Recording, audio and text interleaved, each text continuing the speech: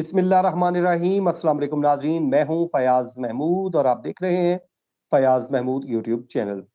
नाज़रीन, आज हमारे साथ बड़ी ही ज़बरदस्त शख्सियत यानी कि आप सबके जाने माने शाहिद सकलैन साहब हमें ज्वाइन कर चुके हैं।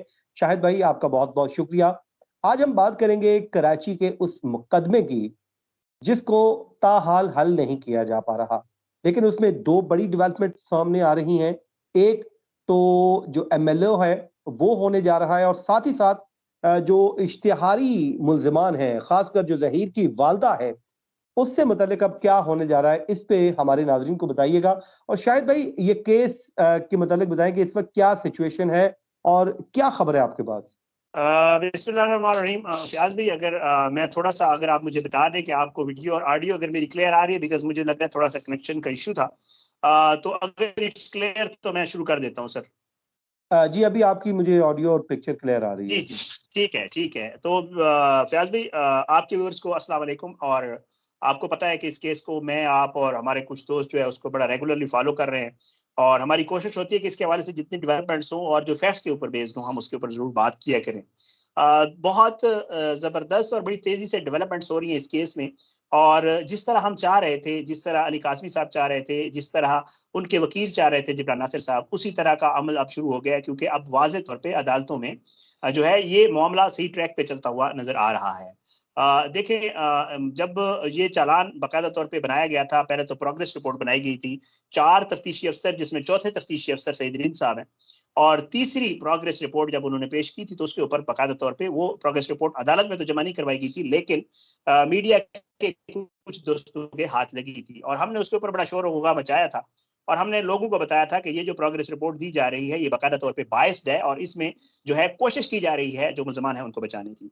उसके बाद जरा शोर हुआ, जरा जो अली काज़मी साहब के वकील हैं उन्होंने भी जरा अदालत में शोर मचाया, और उन्होंने जो है बाकायदा तौर पे कहा कि जी हमें लग रहा है कि तफ्तीशी बायस्ड है और ये तफ्तीश ठीक नहीं कर रहा। उसके बाद तफ्तीशी ने वही 10 सफ़ात की प्रोग्रेस रिपोर्ट उठा के चालान की सूरत में प्रोसिक्यूशन में जमा करवा दी। But hats off to prosecutor, जिन्होंने एतराज़ात लगाए, स्क्रूटनी की और बताया कि जी देखें, आपने जो पर्चा दिया है वो अगवा का है, और अगवा के साथ साथ आपने ट्रैफिकिंग की जो है वो दफा भी लगाई हुई है। तो अगर ये सारे मामला आते हैं, जब आप ये मान रहे हैं कि बच्ची माइनर है अपनी रिपोर्ट में, जब आप ये मान रहे हैं कि बच्ची को अगवा किया गया है बेला फुसला के, और जब आप ये मान रहे हैं कि ट्रैफिकिंग के पर्पस के लिए किया गया है, तो फिर तो इसमें वाज़ेह तौर पे रेप की दफा लगती है। क्योंकि जाहिर बात है, जब एक बच्चा माइनर हो जिसकी अपनी कोई वो ना हो, अपना विल ना हो, और जब एक बच्चा जिसको बहलाया फुसलाया जा सके, और जब एक बच्चे का पता हो कि उसको उसकी वालिदैन की मर्जी के बगैर या उसके लीगल गार्डियन की मर्जी के बगैर किसी जगह ले जाया गया है, तो जाहिर बात है उसमें खदशा पैदा हो जाता है कि उसके साथ कोई जिनसी ताल्लुक कायम किया गया होगा, जबरदस्ती की गई होगी, या अगर उसकी विल भी हुई बच्ची की, अगर उसने अपनी मर्जी से भी किया, तो कानून ये कहता है कि उसमें भी जो है वो रेप की दफात लगती होती है। तो बहरहाल जिब्रान साहब ने ये बड़ी कोशिश की जी, और उन्होंने इसके हवाले से तफ्तीशी ने जो है वो स्क्रूटनी में जो है चालान में बाकायदा तौर पर प्रोसिक्यूटर ने यही इतराज उठाया, और तफ्तीशी को कहा कि आप ये वाली दफात लगाएं, और जिसमें बाकायदा तौर पे जो है वो अच्छी खबर यही थी कि जी इसमें रेप की और अगवा जो कि इस जो है उससे किया गया हो, कि इससे आगे कोई बदफेली या गलत काम होना है, उसकी दफात 361 और 375 जो है वो ऐड कर दी गई। बहरहाल उसके बाद जो सबसे बड़ा मसला है वो है बच्ची का मेडिकल कराना, क्योंकि आपको भी पता है, आप भी कानून को जानते हैं, आप कोर्ट रिपोर्टिंग करते हैं, जब भी इस तरह के मामलात आते हैं, ऐसे मामलात जिनमें स्पेशली रेप की दफा लग जाए, उनमें एमएलओ कराना बड़ा जरूरी होता है, ताकि ऐसे ही है। वाज़ेह तौर पे क्लियर हो जाए कि जी ये रेप किस तरह हुआ है। रेप के अलावा भी कुछ अगर हुआ है, जाहिर बात है इसको थोड़ा सा टेक्निकली मैं अगर एक्सप्लेन कर दूं, कुछ लोग पूछते हैं कि जी देखें दिन बड़े गुजर गया तो इसमें रेप कैसे जो है क्लियर होगा, तो उनके लिए ये है कि जी दिन जितने भी गुजर जाए पता चल जाता होता है, वर्जिनिटी टेस्ट होता है, और उसमें आइडिया हो जाता होता है कि मामला क्या है, क्या कोई जिस्मानी ताल्लुक कायम किया गया या नहीं किया गया। तो बहरहाल इसके लिए जिब्रान नासिर साहब जो है वो मुख्तलिफ फोरम्स के ऊपर जा रहे हैं। पहले तफ्तीशी ने जो है मजिस्ट्रेट साहब के पास हाजिर हुआ था, और तफ्तीशी को एक एडमिनिस्ट्रेटिव आर्डर के बजाय जो है एक आर्डर दे दिया गया जुडिशल, और उसमें कह दिया गया कि जी आप बच्ची को मूव नहीं कर सकते। उसके बाद जो है इसकी रिवीजन हुई, रिवीजन में भी नहीं हुआ, फिर सीधा हाईकोर्ट में मामला चला गया।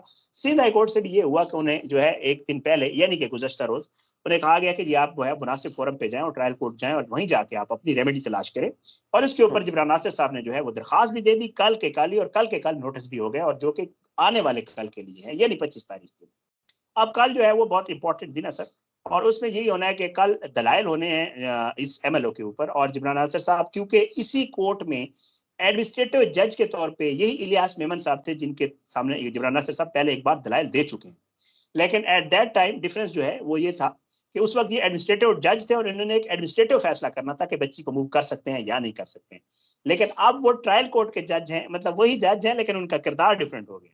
तो अब वो जो है उस केस को सुनेंगे, उसके दलाइल वो बहुत सारे सुन भी चुके हैं और शायद कल भी मजीद दलाइल होंगे इसके ऊपर।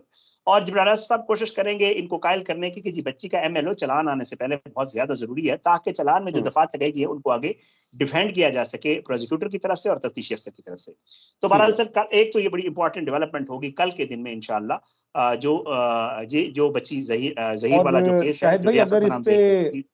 अगर इस पे ये एमएलओ हो जाता है, जाहिर है जी जो बच्ची थी और वो जो जहीर है, ये जी क्लेम तो करता था कि जी मेरी शादी हुई है, और इसमें वो साबित भी हो जाता है कि इनको ये फिजिकल उसके साथ, बच्ची के साथ हुए। तो जी अगर जी खुदा न खासा कोई इस तरह की और बात भी सामने आती है कि कोई और भी था, तो फिर तो अब ये हम कह सकते हैं कि तो गले का फंदा बन जाएगा, ये मेडिकल जो है, ये जो मेडिकल टेस्ट है वो इनके गले का फंदा बन जाएगा। सर मेरा ख्याल से तो अब यही काफी है। देखें जो कोशिश की जा रही है अली काज़मी साहब के वकला की तरफ से, वो केस को मजबूत करने की कोशिश की जा रही है, क्योंकि देखें दफात तो पहले लग चुकी हैं और मेरा ख्याल से दफात जब लग जाती हैं तो फिर उसमें चलान मंजूर होता है, चलान मंजूर होने के बाद उसका बाकायदा ट्रायल होता है, ये आपको भी पता है मुझे भी पता है। बट उसमें जिब्राना साहब भी यही चाह रहे हैं, ताकि वो कहते हैं ना कि एक चीज पे मोर सख्त हो जाए कि जी वाकई जो है वो एक ताल्लुक कायम किया गया है, जिनसी ताल्लुक कायम किया गया है, और उसके बाद वो फिर रेप के जुमरे में आएगा, बिकॉज बच्ची माइनर है। जब माइनर है और अगर वो अपनी, क्योंकि ये जो है मैं उस दिन भी कहीं पढ़ रहा था कि जी अगर बच्ची माइनर और उसकी अपनी विल भी हो, वो अपनी मर्जी से करे ये सब कुछ, फिर भी वो रेप में ही फिर भी रेप कंसिडर होता है। ऐसे और ही है। और ये जब जो ये है इसीलिए। जी जी जी, जी, जब ये चालान में आ जाएगा तो ज़ाहिर है जब चार्जशीट किया जाएगा, बाकायदा ट्रायल स्टार्ट होगा, उससे पहले जो फर्द जुर्मायत की जाएगी, उसमें ये एक बात एविडेंस के तौर पे सामने आ जाएगी कि आपने बिल्कुल ऐसे। रेप के मुर्तकिब भी हुए, इस पे आप अपना जो है मौक़िफ़ क्लियर कीजिए, अपनी पोज़ीशन क्लियर कीजिए। तो फिर वहाँ पे उनको इस मेडिकल एविडेंस को झुटलाना नामुमकिन सी बात हो जाएगी। तो बिल्कुल अच्छा, ऐसे। इसके अलावा जो ज़हीर की वालिदा हैं, उनका इस वक़्त क्या स्टेटस है? वो कहाँ पर हैं और क्या उनके खिलाफ भी कोई प्रोसीडिंग चल रही है? इस वक़्त क्या रहा है? सर वो एक है ना कि जाने न जाने गुली न जाने शहर, शहर तो सारा जाने है। जाने न जाने सिंध पुलिस न जाने, बाकी तो प्रेस कॉन्फ्रेंस से भी करती फिर रही हैं। वो अपने जो उनके उनके उस वाले यूट्यूबर हैं उनको इंटरव्यूज भी देती फिर रही हैं। उसके अलावा वो लाहौर में इस वक्त कहाँ मौजूद हैं आपको भी पता है, मुझे भी पता है, सबको पता है। अगर नहीं पता तो पंजाब पुलिस को नहीं पता। अगर वो सिंध नहीं पुलिस मिलते को। तो सॉरी सिंध पुलिस को नहीं मिलते। अगर वो लिखती है सिंध पुलिस के जी ये लोग इस मफरूर हैं, उन्होंने चलान में लिख दिया ओ भाई तुसी लाहौर आओ, लाहौर आके पंजाब यूनिवर्सिटी जाए, वो वहां पे मौजूद है, उन्हें गिरफ्तार करें। पता नहीं क्यों नहीं गिरफ्तार किया, लेकिन आपको भी पता है कि जब चालान जमा हो जाता है तो तफ्तीशी के ऊपर ये बाइंडिंग हो जाती है कि उसने 7 दिन में रिपोर्ट देनी होती है कि जो मफरूर मुल्जमान है उनके हवाले से उसने क्या किया है। तो उसके हुँ। ऊपर सर हमको इस चीज का इंतजार कर रहे हैं, क्योंकि मैंने भी आज अपनी एक वीडियो में बताया है कि जी ये लोग अब मफरूर है और मफरूर का अगला स्टेप इश्तिहारी होता है अगर वो गिरफ्तार नहीं होते, और तफ्तीशी अफसर आके कह देता है कि सर मैं बेबस हूँ। बिकॉज सिंध पुलिस इसमें बाकायदा तौर पर बड़ा गलत रोल प्ले कर रही है, और सिंध पुलिस ने पहले दिन से इस केस को जो है वो अपने सर से उतारने की कोशिश की है। सिंध पुलिस की ये कोशिश है कि ये केस किसी तरह खत्म हो जाए ताकि हमारे सर से, और ये बदला ले रहे हैं उस आईजी की तब्दीली का, जिस आईजी को हाई कोर्ट ने तब्दील किया था। वो अली काज़मी ने नहीं करवाया था, बल्कि हाई कोर्ट ने पुलिस की अपनी नाअहली के ऊपर उस आईजी को फारिग किया था। बट ये उस दिन से पर्सनल हुए हुए हैं पुलिस वाले, ये और जहीर और बदला ले शबीर लिया को गया, एक तरह दामादों का वाला। केस खराब हाँ कर के उनसे बदला लिया बिल्कुल गया ऐसे। बेसिकली। सर ये जहीर और शबीर को दामादों वाला प्रोटोकॉल दे रहे हैं, उनको लेके फिरते हैं गाड़ियों में, उनके हाथ में हाथ डाल के।